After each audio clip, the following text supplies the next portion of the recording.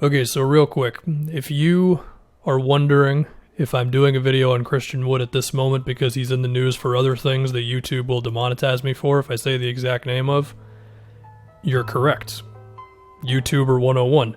But I also said in that Pistons rebuild video, if Christian Wood kept it up, I would do a video on him specifically, and he definitely kept it up since the Drummond move.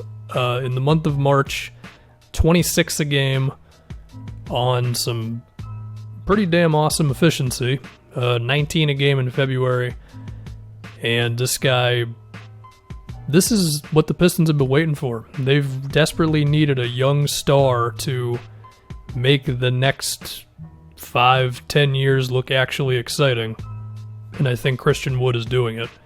He can do a lot of stuff on offense. I mean, he can shoot, he can finish, and he can dribble.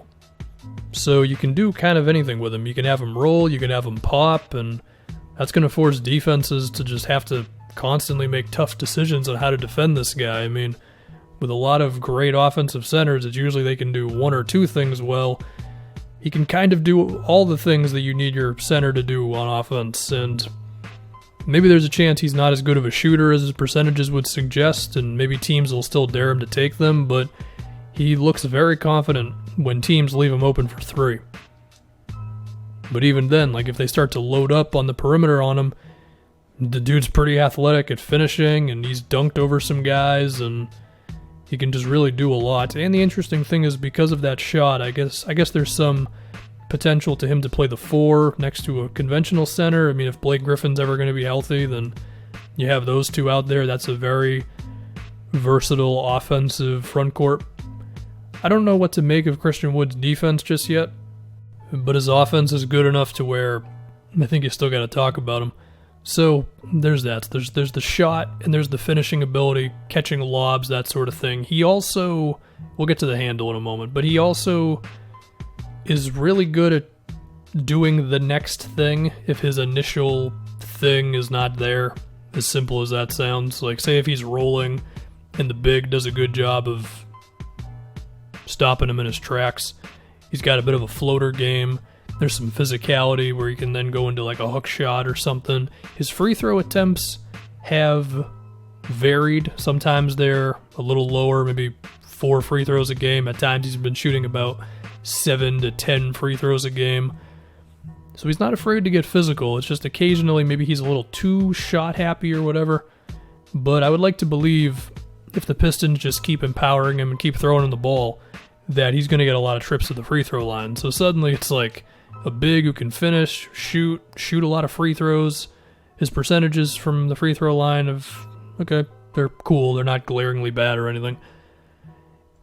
That guy can do a lot. Now if we get to the handle, he can beat guys off the dribble in the full court and the half court. I mean, there are some times when I've been watching him operate off the dribble, whether it's, a face-up or sometimes even starting from the perimeter or if he's in the open floor.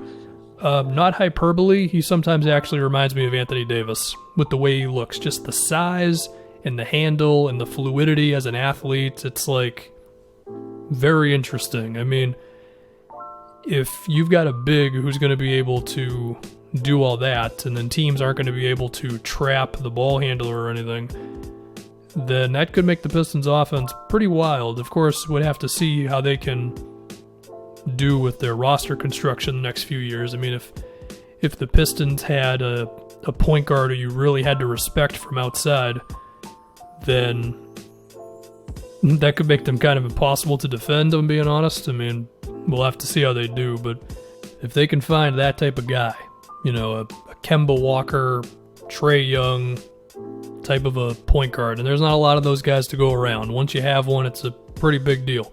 But if they can manage to get one, because dudes in college nowadays are practicing way more off the dribble threes and stuff, then that can go a long way to bringing the Pistons back to being a decent team. And I think we would all want that. The NBA is better when the Pistons are good, right? Now, I think one thing that needs to be said about him, and I probably said this in that Pistons rebuild video, is he's going to be a free agent this year. And, well, given everything that's going on, the salary cap is probably going to be lower. So it's tough to tell what anybody is going to be worth. But I urge the Pistons, because I know they're watching this video, don't mess around with this one. Give this guy a generous amount of money. Keep him around for a long time. This is the most exciting thing to happen to Detroit basketball in a long time. So you better hold on to him. And the Pistons do have a bit of something going on between him and Kennard, and Demboya could be something, and D. Rose is looking good. So it's something to care for. And now I'm definitely getting into the things I talked about in that rebuild. But I guess to talk about Christian Wood a little bit more.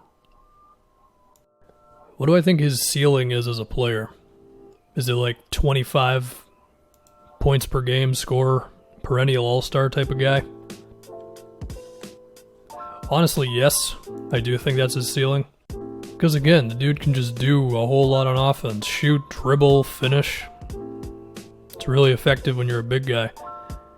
Is there a chance that his defensive ceiling is not high enough at center to where you're going to have to put him at the 4, which could still be effective, but maybe it's not as great as you'd really want it to be? It's kind of like a Karl Anthony Towns thing, where it's like, if we can put Towns at center, that's what could make the Wolves almost impossible to defend, but then you're not very good at defending yourself. Well, if I look at some lineups with Wood as the center, there was one lineup that was very successful this season. It had a 98 defensive rating in about 75 minutes. Then there are others where the defensive rating gets pretty ugly. Maybe that's Wood's fault. This Pistons team is not very talented in general, so it's not like you're going to find a lot of positive lineups, but I think it's a wait and see. Maybe Wood can be your lone defensive big and do all of his stuff on offense. I guess it's just wait and see on that, but don't have that be the reason that you are not intrigued with him as a player, because I certainly am. And I don't think this is just a like end of the season playing well thing. Like, he was looking good all year whenever he would be able to get the minutes. It's just for so long he couldn't because he was behind Drummond, you know? I mean, November he played 14 minutes a game, in December it was 18. Even then he was still having like 20-point performances here and there. I mean, in January he had 17 points 5 different times, or at least 17. And he didn't even average 20 minutes a game that month. He averaged 19.8, if you want me to get that technical on you. And then in February, he finally got the minutes, and there you go. Since then, 20 points a game. So I think he's good. Granted, the Pistons have still been losing, so take that for what you will. But, yeah. I've stretched this out enough. Christian Wood's good.